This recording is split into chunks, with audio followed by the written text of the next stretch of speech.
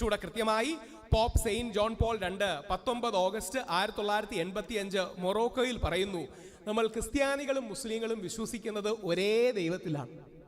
നമ്മൾ ക്രിസ്ത്യാനികളും മുസ്ലിങ്ങളും വിശ്വസിക്കുന്നത് ഒരേ ദൈവത്തിലാണ്. അതിലെ കൃത്യമായ വാക്കുകളും കൂടി ഞാൻ പറയാം. ഞാനതിൽ ഹൈലൈറ്റ് ചെയ്തിട്ടുമുണ്ട്.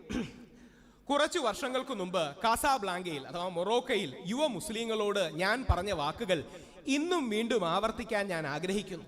നാം ഒരേ ദൈവത്തിൽ വിശ്വസിക്കുന്നു, ഏക ദൈവത്തിൽ, ജീവിക്കുന്ന ദൈവത്തിൽ, ലോകത്തെ സൃഷ്ടിക്കുകയും തൻ്റെ സൃഷ്ടികളെ പരിപൂർണതയിലേക്ക് നയിക്കുകയും ചെയ്യുന്ന ദൈവത്തിൽ.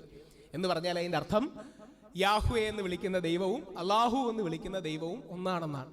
നാം ഒരേ ദൈവത്തിൽ വിശ്വസിക്കുന്നു എന്ന് പറയുന്നത് പോപ്പാണ്. തീർന്നില്ല. പോപ്പിന്റെ മാത്രം സ്റ്റാൻഡല്ല, അത് കത്തോലിക്ക സഭയിലെ ഏറ്റവും പരമാധ്യക്ഷ സ്റ്റാൻഡാണ്. ചോദ്യത്തിന് ഞാൻ പറയാം. ഇദ്ദേഹം ചോദിച്ചല്ലോ പോപ്പിന്റെ നിലപാടിന്റെ കാര്യത്തിൽ. ഗലാത്യ ലേഖനം 1-ാം അധ്യായം 8-ാം വാക്യമാണ് എനിക്കതിനുള്ള മറുപടി.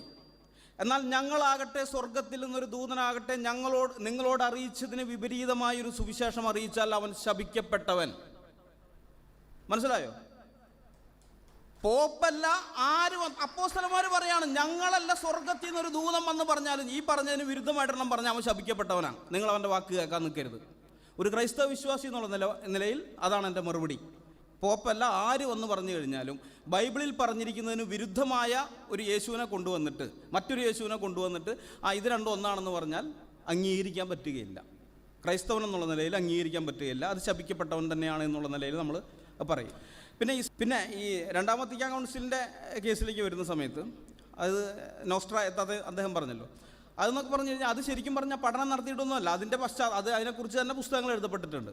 ആ രണ്ടാം വത്തിക്കാൻ കൗൺസിലിൽ പങ്കെടുത്ത കർദിനാൾമാർ തന്നെ എഴുതിയ പുസ്തകങ്ങളുണ്ട്. ആ സമയത്ത് ഈ ഇസ്രായേൽ, നമുക്കറിയാം 48 ഇസ്രായേൽ രൂപീകരിക്കപ്പെട്ടു. അത് കഴിഞ്ഞതിന് ശേഷമാണ് 65 ഈ രണ്ടാം വത്തിക്കാൻ സുനോദോസ് വരുന്നത്. അപ്പോൾ ഇസ്രായേലിനെ സംബന്ധിച്ചുള്ള നിലപാട് എന്തായിരിക്കണം എന്നുള്ളൊരു ചോദ്യം വന്നു കൗൺസിലിനകത്ത്. ഇസ്രായേലിനെ സംബന്ധിച്ച് നമ്മുടെ കത്തോലിക്ക സഭയുടെ നിലപാട് എന്തായിരിക്കണം?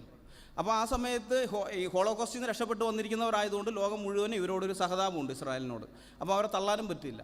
അപ്പോൾ അവരെ അംഗീകരിക്കാം എന്ന് പറഞ്ഞു. അപ്പോൾ ഉടനെ അറേബ്യൻ പ്രദേശങ്ങൾ, ഇസ്ലാമിക രാജ്യങ്ങളിൽ നിന്നുള്ള കർദിനാൾമാർ പറഞ്ഞു, ഇസ്രായേലിനെ കത്തോലിക്ക സഭ അംഗീകരിച്ചു കഴിഞ്ഞാൽ ഇസ്ലാമിക രാജ്യങ്ങളിലുള്ള കത്തോലിക്കരുടെ കാര്യം കഷ്ടത്തിലാവും, അവരെ ഉപദ്രവിക്കാൻ സാധ്യത, അല്ലെങ്കിൽ തന്നെ ഉപദ്രവമാണ്, തലവെട്ടലൊക്കെ നമ്മൾ കേൾക്കുന്നുണ്ടല്ലോ. അപ്പോൾ ഇതും കൂടി ആകുമ്പോൾ അത് കൂടുതലാവും. അപ്പോൾ അങ്ങനെ വന്നു കഴിഞ്ഞപ്പോൾ കൗൺസിൽ തീരുമാനം നമുക്ക് എല്ലാത്തിനെയും അങ്ങ് അംഗീകരിക്കാം. അങ്ങനെയാണ് ആ നിലപാട്. അതുകൊണ്ട് പഠിച്ചിട്ടൊന്നുമല്ല, ഇതിനെക്കുറിച്ച് ആഴമായി പഠിച്ചിട്ടൊന്നുമല്ല. ഈ ഒരു ഇസ്രായേലിനോടുള്ള ബന്ധത്തിൽ നിലപാട് എന്തായിരിക്കണം എന്നുള്ളതിൻ്റെ അടിസ്ഥാനത്തിൽ അവരെടുത്തതാണ് ഇസ്ലാമിനെയും നമുക്ക് അംഗീകരിക്കാം, ഇസ്രായേലിനെ അംഗീകരിക്കുക, ഇസ്ലാമിനെ അംഗീകരിക്കുക. അപ്പോൾ പിന്നെ പ്രശ്നമില്ലല്ലോ.